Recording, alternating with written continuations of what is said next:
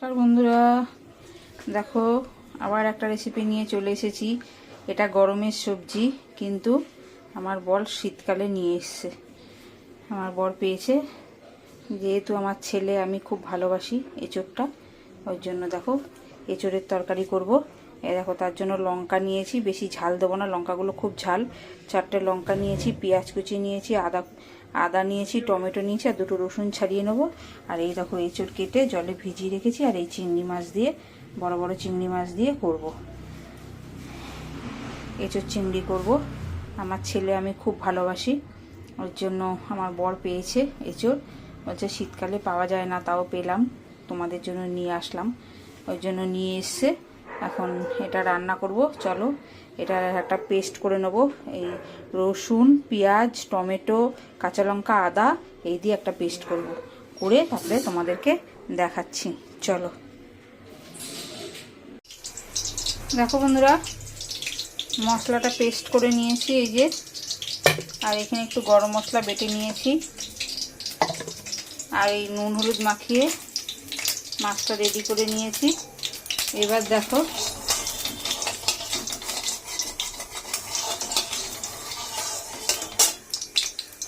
কড়াইতে তেল দিয়ে দিয়েছি। এবার এঁচোড়টা একটু ভেজে নেব।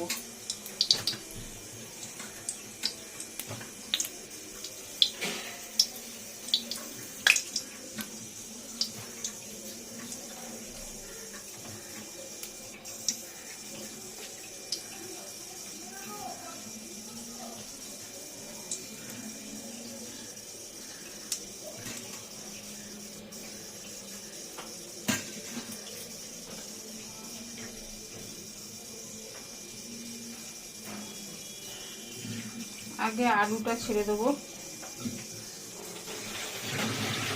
আগে আলুটা ছেড়ে নিই।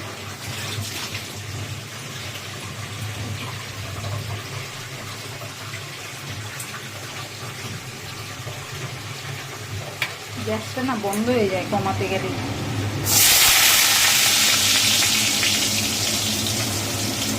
দেখো আলুটা ছেড়ে দিলাম।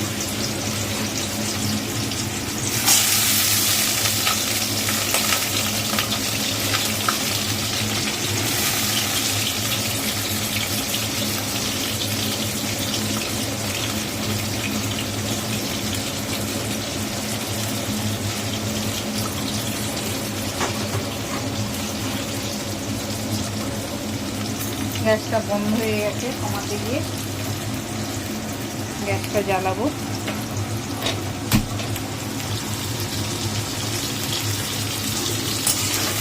এবার দেখো আলুটা একটু ভেজে নেবো লাল লাল করে।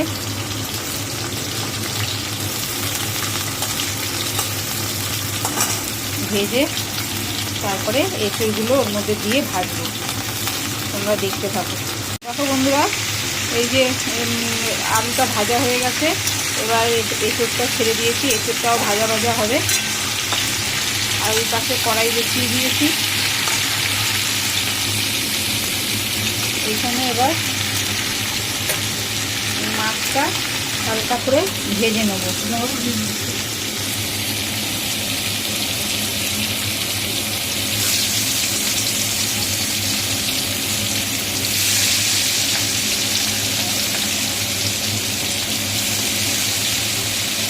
হালকা করে ভেজে নেবো, নিয়ে তারপরে এটা মেশাবো না, এটা আলাদা করে নিই, তারপরে এটা মেশাবো। ভেজে রেডি করে রাখছি মাছটা। এবার দেখো এটা ভাজা ভাজা হচ্ছে। এবার এর মধ্যে পেঁয়াজটা দিয়ে দেবো। পেঁয়াজটাও তাহলে একসাথে ভাজা হয়ে যাবে।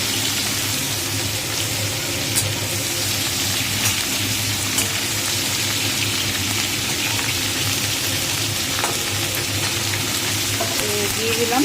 এবার পেঁয়াজটা, আলুটা তো ভাজাই হয়ে গেছে, এঁচোড়টা এর সাথে সব দিয়েই একবারে ভাজবো। ভেজে দেখো একসাথে ভাজা হোক, তারপরে তোমাদেরকে দেখাচ্ছি মশলা দিয়ে কষাবো। ওইটাও দেখো ভাজা হয়ে এসছে, জাস্ট একটুখানি উলট পালট করে নেবো, নাহলে চিংড়ি মাছটা শক্ত হয়ে যাবে। এখনই তুলে নেবো, হয়ে গেছে ওটা। এবার তুলে নিয়ে তারপর তোমাদেরকে দেখাচ্ছি কী করলাম। দেখো বন্ধুরা, এই যে ভাজা হয়ে গেছে। এবার এর মধ্যে হলুদ দিয়ে দিচ্ছে মা, হলুদ দিয়ে তারপর নুন দেবে। এখন নুন দিয়ে দিল,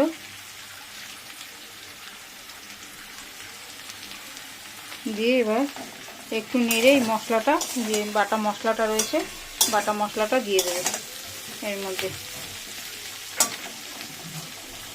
এই দেখো বাটা মশলাটা দিয়ে দিল।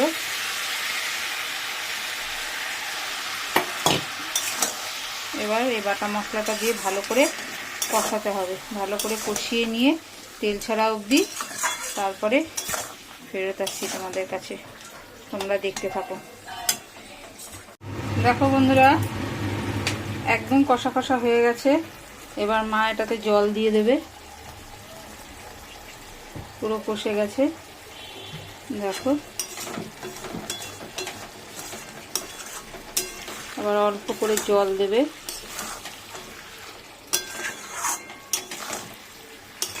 জল দেওয়ার পর মার আর আমার বরেরটা আলাদা করে রাখবো, এদেরটা চিংড়ি মাছ দেবো না, আর আমার ছেলেটা চিংড়ি মাছ দেবো।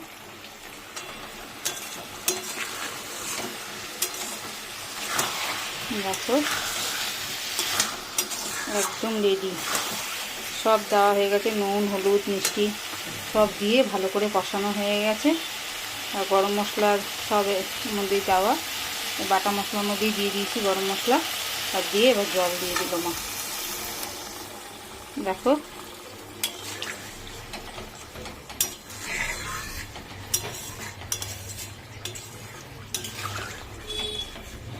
এটা ফুটে উঠলে পরেই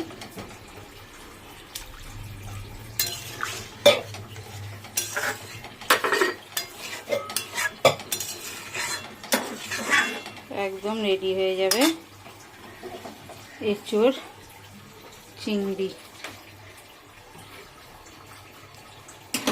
তোমরা দেখতে থাকো, এটা ফুটুক, তারপরে আলাদা করে তারপরে চিংড়ি মাছটা মেশাবো, তখন তোমাদেরকে দেখাবো। দেখো বন্ধুরা, এই যে চিংড়ি মাছটা দিয়ে দিয়েছি, দিয়ে এবার এটা একটুখানি ঝোলের সাথে ভালো করে ফুটবে।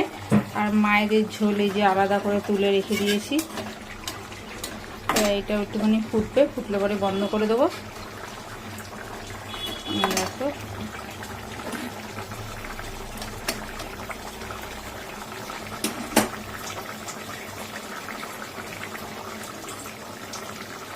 আর এইটাও ফুটে এসছে।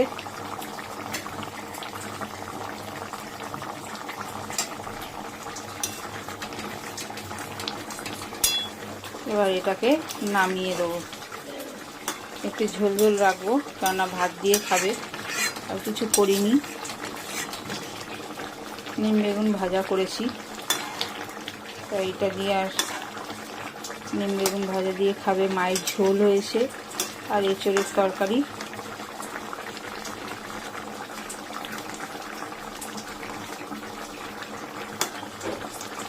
হয়ে এসছে, এবার এটা ঢেলে দেবো, ঢেলে তোমাদেরকে দেখাবো যে কীরকম হলো। আর দেখো মায়েদের ঝোলটা হয়ে গেছে, শুকিয়ে এসছে, এটা দিয়ে খাবে, এই জন্য একটু ফুটে গেছে ভালো করে। এবার বন্ধ করে দেবো, মায়েদের ঝোলটাও হয়ে গেছে আর আমাদের ঝোলটাও